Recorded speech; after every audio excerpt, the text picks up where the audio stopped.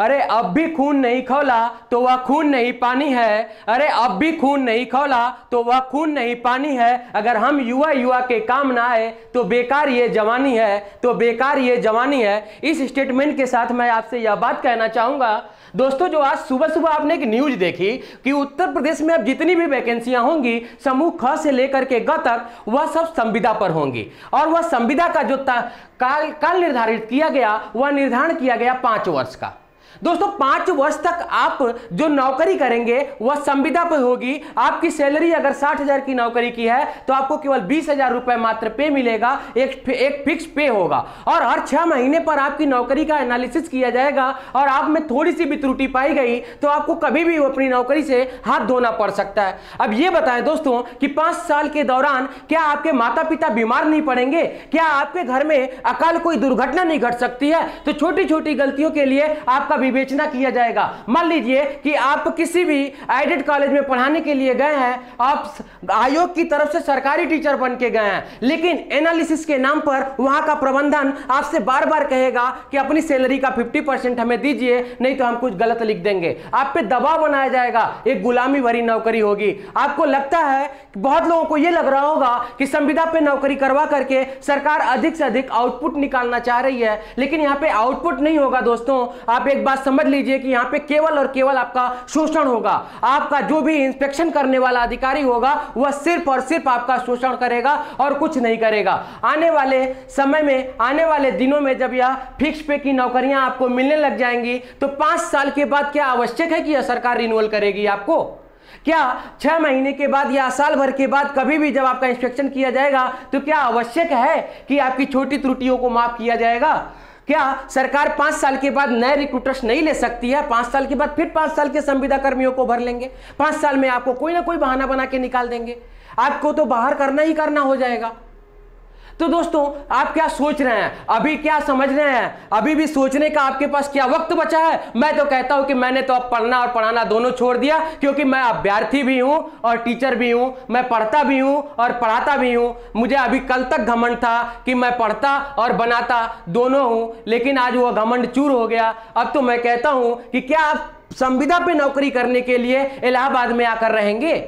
क्या यहां पर मकान मालिक का शोषण, अपने हाथ से दाल चावल बनाकर खाना और फिर उसके बाद पूरी आर्थिक तंगी से झेलते हुए अपनी नौकरी के लिए अपने माइंड को सेटअप करना और एक 5 साल के संविदा की नौकरी के लिए आप क्या इलाहाबाद आएंगे? तो दोस्तों अब यह समय सोने का नहीं है, अब यह सरकार को चेताने का समय है, सरकार को दिखाने का समय है कि आप अपनी मनमानी इतने हद तक नहीं कर सकते हैं। बेरोजगारों ने ताली थाली बजा दी, लाइट बत्ती जला दी, सबसे इनको जब जगाया गया तो इन्होंने एक नया उस पर निष्कर्ष निकाल दिया कि अब आपकी नौकरी होगी संविदा में होगी। क्या है ये संविदा? क्यों ये सरकारी तंत्रों से खिलवाड़ कर रहे हैं? क्या उत्तर प्रदेश में ही संविदा कर्मियों की भरपाई होनी बाकी रह गई थी? अन्य राज्यों में अभी तक ऐसा सिस्टम नहीं आया था। गुजरात में ऐसा सिस्टम कुछ समय पहले आया था जो कि बिल्कुल असफल रहा था। 12-12 साल हो गए थे उन्हें संविदा पर काम करते हुए, लेकिन कोई भी रिन्यूअल नहीं हुआ उनका। उनकी नौकरियों में कोई भी इंस्पेक्शन नहीं किया गया, कुछ भी नहीं किया गया है दोस्तों। तो दोस्तों अब भी आपको संभालने का वक्त है। अभी अगर आप सरकार के खिलाफ मोर्चा नहीं खोलेंगे तो सरकार तो पहले से ही आपके खिलाफ मोर्चा खोल के बैठ गई है।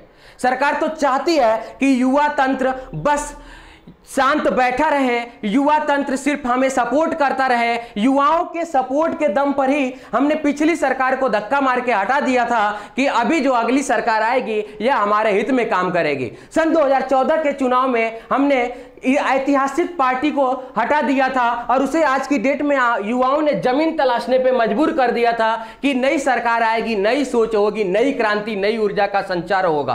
क्या ऐसा हो पाया?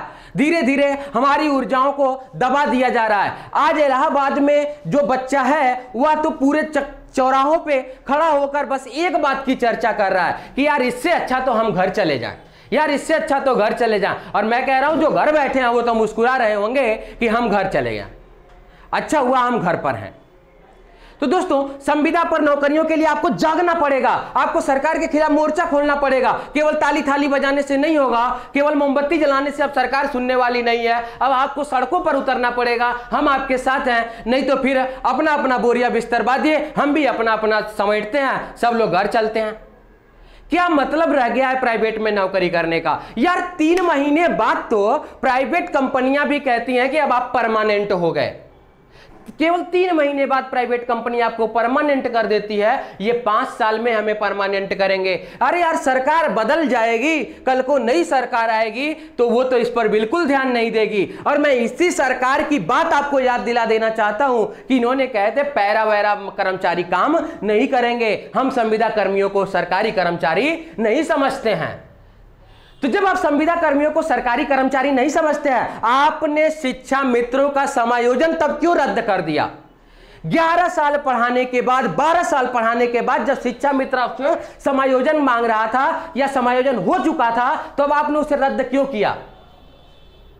आप उनका भी एनालिसिस करके उन्हें भी तो सरकारी टीचर रख सकते थे। युवाओं ने तो मांग करी थी उस टाइम कि नहीं, शिक्षा मित्र नहीं, नौकरी चाहिए, उन्हें भी कंपटीशन में उतारिए। आज वही हक आपका छीना जा रहा है, तो आज युवा कहां सो रहा है? आज भी तो आपका हक छीना जा रहा है।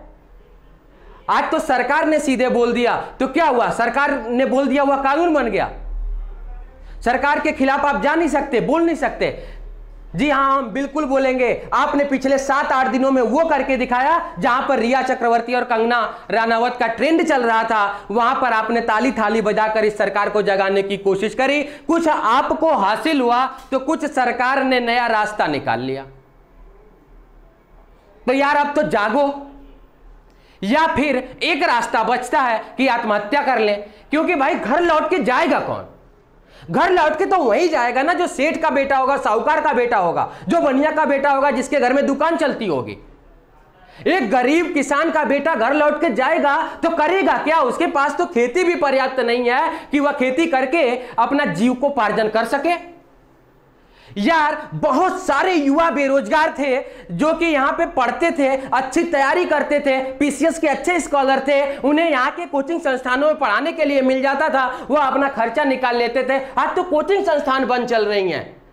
और केवल एक युवा की बात मैं आपको बता दूं कि एक ऐसे कोचिंग संस्थान के टीचर जो फोन करके कहते हैं कि सर हमारी हालत अब ऐसी हो गई है कि हमें भी लगता है कि आत्महत्या कर लें, 250 रुपए जेब में बचे हुए हैं केवल, और हमारी बीवी को बच्चा होना है और घर में 250 रुपए बचे हैं, मैंने दूध सब्जी लेना बंद कर दिया। कोचिंग और हमारे जो बच्चे जहां पढ़ते थे, जिन संस्थानों में कोचिंग्स वगैरह करते थे, वहां से रोज आए दिन फीस के लिए फोन आता है। मकान मालिक रोज फोन कर रहा है कि यार रहोगे या कमरा हम किसी और को उठा दें, तुम्हारा ताला तोड़ दें।